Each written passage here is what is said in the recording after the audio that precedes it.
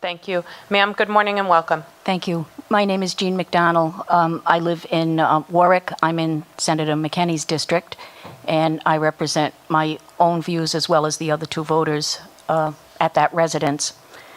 I think I have a distinction. I'm one of the people who's old enough to remember the United States and Rhode Island before Roe versus Wade.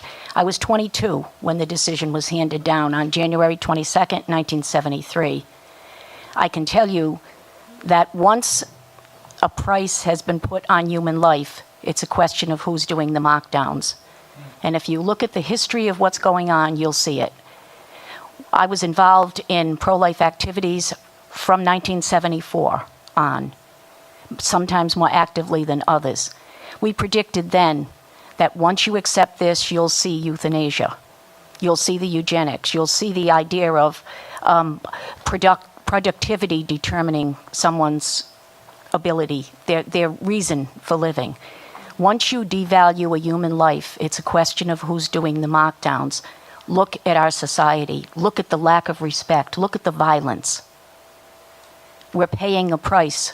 When you mark down human life, it's hard to get that price back up unless people like you and we work to get it there.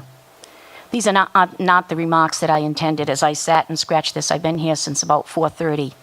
I do want to point out as well, I don't even think we should be having this discussion if we stayed true to our heritage. The preamble to the Constitution, as someone mentioned earlier, clearly states that it was founded, the country was founded, the Constitution was written to secure the blessings of liberty to ourselves and our posterity. Posterity is defined as the unborn generations yet to come. How do we claim those rights for ourselves? We who were not born, not conceived in 1789, when the Constitution was ratified. How do those rights pass to us? Because we are part of those generations yet unborn to come. And yet, we have the audacity to say that we have the right to strip away those rights from some members of the next generation. How many generations did it take to get to us? And was it in 73? Is that when we started stripping it away? We're all part of this. I have to tell you something. This issue isn't going to go away. I know you have to deal with a lot of negotiation. You have to deal with compromise. I've been involved in the pro-life movement for so long. And you know, when the Supreme Court decision came and we tried for pro-life legislation, we were told, Supreme Court has spoken, that's the law of the land, federal law comes first. But now here's this end run around a potential change to the court that has to be rammed through before anybody really knows the ramifications of it. And don't be fooled. This goes beyond the codification of Roe versus Wade. Have you read Roe versus Wade? Do you know about the section in there that talks about how at a certain point in the pregnancy, the government has a right to have an interest in fetal life, not just maternal life? You're not ready to pass this bill. You don't know the ramifications of it. I'm old enough to remember the shock when this came down. It wiped out the laws in 46 states. And a bill that had been introduced in Rhode Island never made it out of committee until that time. That was the beginning of the slide for Rhode Island. And I want to concur as well.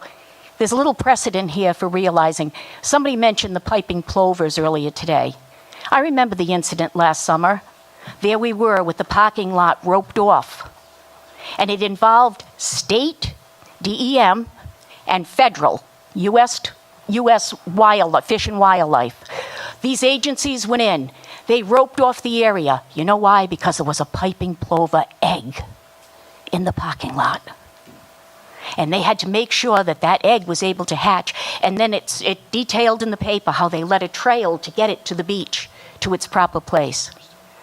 The egg of a piping plover, because the United States government and the state government recognized that if that egg was destroyed, we were down one piping plover. Well, guess what, folks? Who counts more?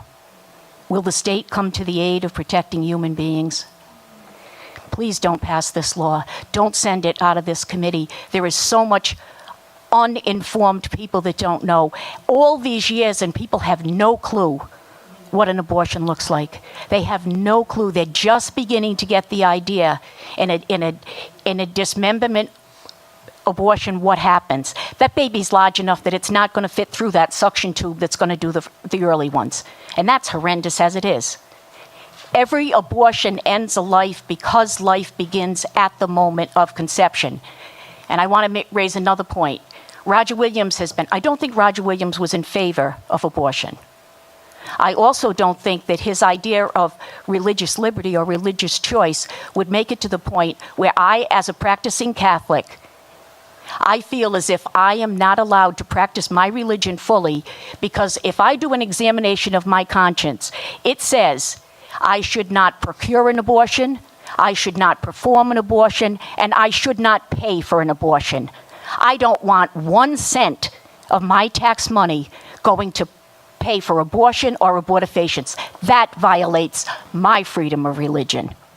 This is no easy case. Please don't push this bill through. It will be a disservice to the unborn. It'll be a disservice to all of our state. And I do appreciate your staying this evening and taking this testimony. Thank you. Thank you. One other thing I did want to say. You know, some issues you can slide on. But I'll tell you something.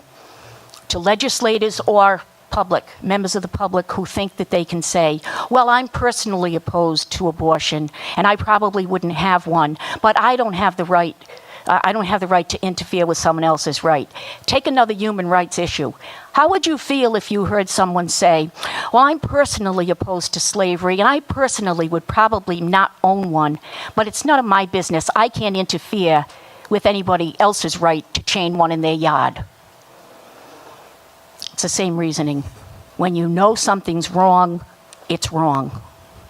And I appreciate you listening. Thank you. Thank you. The next group of witnesses we have are John DeLuca.